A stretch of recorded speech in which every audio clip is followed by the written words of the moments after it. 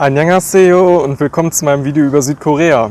Ich bin von Peking nach Seoul geflogen und direkt am Anfang war schon etwas sehr Interessantes passiert. Und zwar saß im Flieger in der ersten Klasse ein chinesischer Justin Bieber, also ein Popstar, und im Flugzeug waren schon jede Menge Fans. Ich habe dann meine Fahrradbox besorgt und bin dann Richtung Empfangshalle. Da stand dann immer noch der Star vor der Tür und draußen warteten jede Menge Fotografen und Fans. Da habe ich dann die Chance genutzt und bin als erstes rausgegangen und habe dann allen zugewunken und gerufen: Yeah, endlich bin ich angekommen. Ja, ein paar haben gelacht und ich glaube, ein Fan hat sogar ein Foto gemacht. Naja, was soll ich sagen, der Ruhm war kurz. Ich habe also alles zusammengepackt und bin zu einem Gästehaus gefahren, in dem ich Aline aus Frankreich treffen werde, mit der ich zusammen durch Südkorea fahre. Dort sind auch Hilgin und Auke, Fahrradreisende aus Holland. Wir sind alle in einer WhatsApp-Gruppe für Fahrradreisen durch Asien. Darüber haben wir uns kennengelernt. Der Aufenthalt in Seoul war kurz, aber schön. Wir haben unter anderem einen Stadtteil erkundet, der sehr kreativ gestaltet war.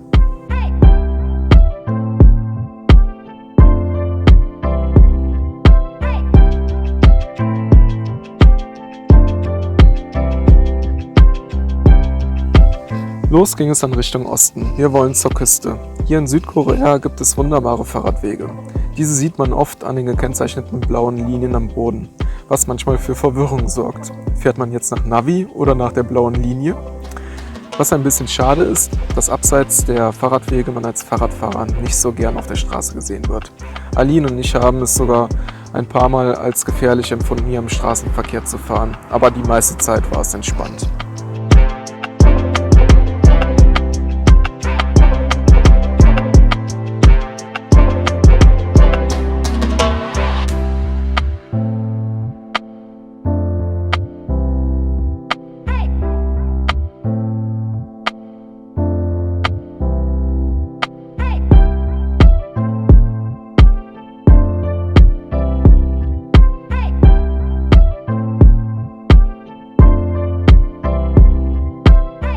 Dass die Koreaner kreativ sind, habe ich ja schon in Seoul gesehen. Aber diese Vogelscheuche war schon wirklich unheimlich. Die verscheucht eher Menschen als Vögel. In einem Ort treffen wir auch zufällig Benjamin und seinen Gastgeber Han. Aline hat Benjamin schon vorher in Seoul kennengelernt. Wir werden eingeladen, bei Hans Oma zu übernachten und später werden wir auch noch auf ein verdammt leckeres Abendessen eingeladen. Außerdem feiern wir heute auch noch Alines Geburtstag. Darauf haben wir dann auch noch angestoßen.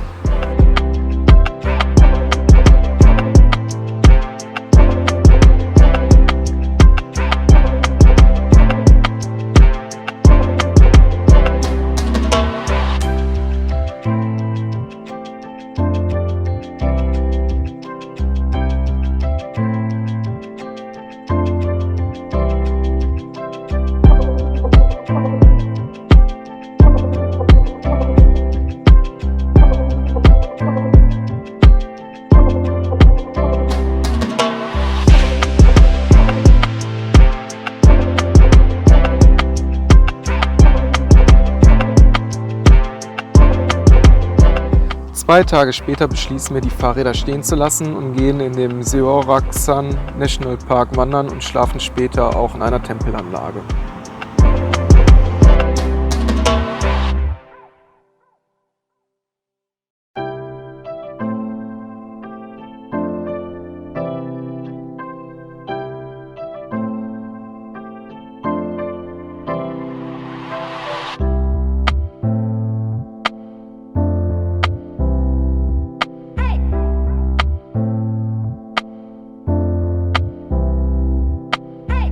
Auf dem Rückweg wurden wir noch von einem Wildschwein und einem Frischling überrascht. Die beiden haben aber nur Futter gesucht und haben uns ignoriert. Das Essen hier in Südkorea war sehr interessant. Oft gab es zwei große Schalen, eine mit zum Beispiel Suppe, eine mit Reis und dann viele kleine Schälchen, und zwar mit Köstlichkeiten, wo einige scharf waren. Aber die Zutaten, die sehr lecker waren, die konnte man kostenlos nachbestellen. Tolles Rezept. Dafür waren aber auch mal hin und wieder einige Sachen nicht ganz so lecker. Jetzt probiere ich mal etwas, was sehr, sehr interessant aussieht.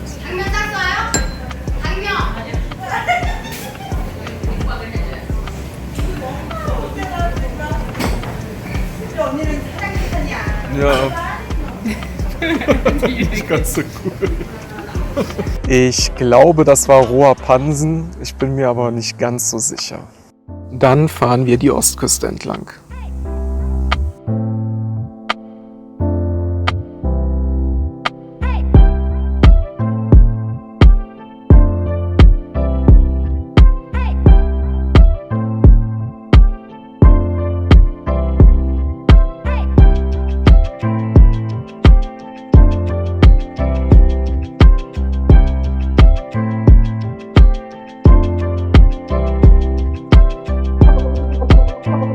An einem Abend schläft Aline dann in einem Jingjibang. Das ist ein Spa, wo man in einem großen Raum auch übernachten kann. Ich entscheide mich aber, an einem Strand zu zelten.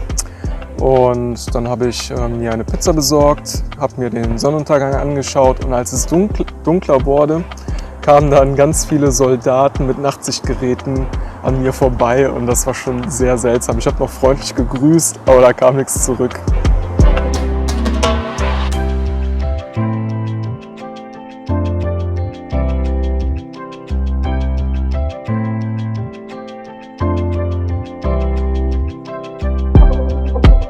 Zum Glück hatte Aline mich wach gemacht, damit ich diesen schönen Sonnenaufgang sehen konnte. Die Sonnenenergie habe ich auch dann direkt genutzt, um meine Geräte aufzuladen. In einem kleinen Fischerdorf wurden wir auf einem Fest auch zu einem Essen eingeladen.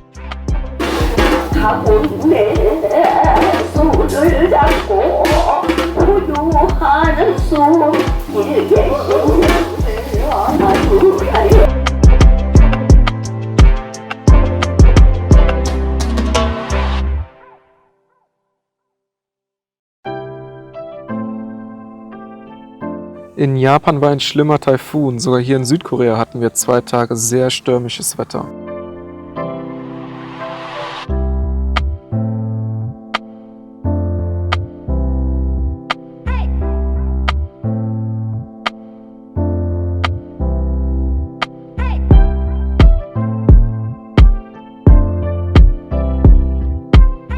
Dann haben wir uns von der Küste entfernt und sind Richtung Jeju gefahren. Das ist eine Insel südlich von Korea.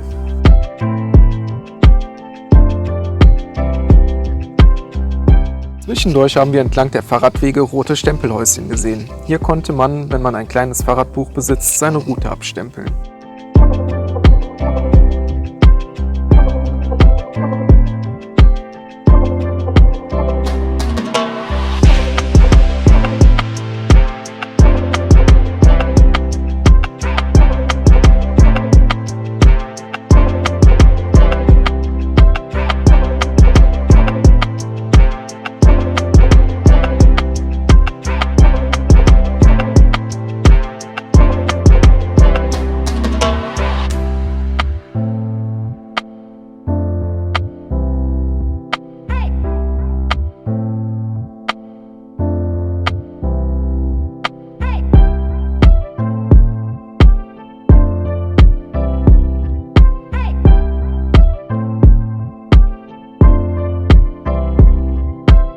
Als wir am Hafen Richtung Jeju ankamen, mussten wir feststellen, dass wir die Fähre verpasst haben. Wir haben doch tatsächlich AM und PM verwechselt.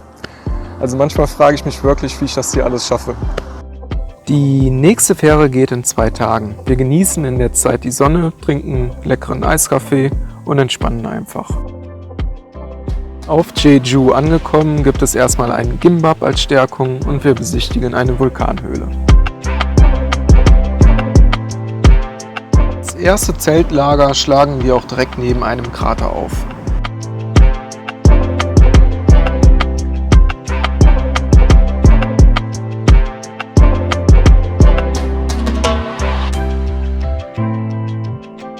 Ich muss gestehen, auf den Fotos sah der schon schöner aus, aber die Aussicht war trotzdem herrlich.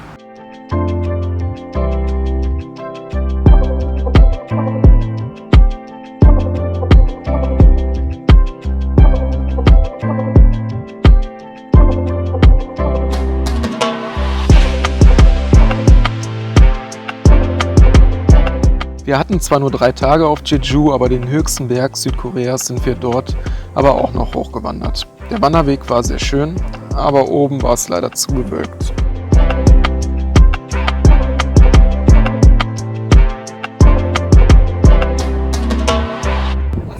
Ja, ich bin jetzt auf dem höchsten Berg Südkoreas und wie man sieht, haben wir null Sicht. Das nennt man Pech.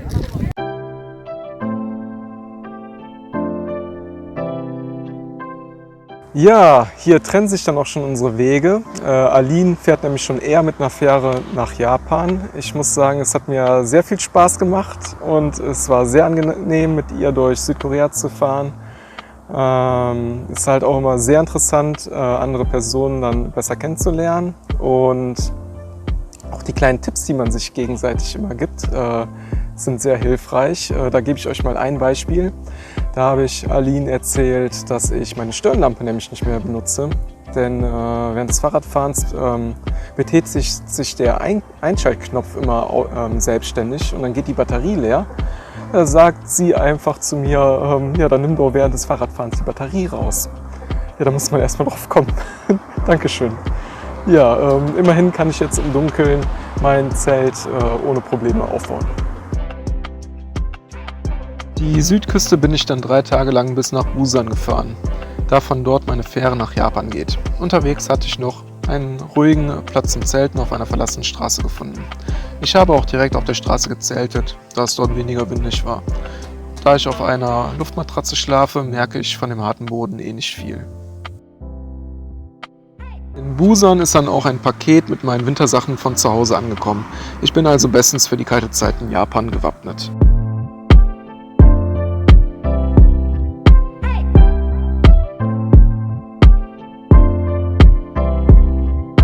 Ja, mein Fazit. Südkorea hat zwar nicht die größten Tempel der Welt, nicht die allerschönsten Wanderwege und Strände, aber von jedem etwas. Und ja, ich muss sagen, die Menschen, die waren hier super freundlich und auch die Fahrradwege, die waren super toll. Ja, ich muss sagen, nach Indien und China war es hier sehr angenehm zu fahren. Das tat wirklich gut. Aber ein Monat war wirklich zu viel. Ich glaube, 2 oder 3 Wochen hätten es auch getan. Auf Wiedersehen, Südkorea.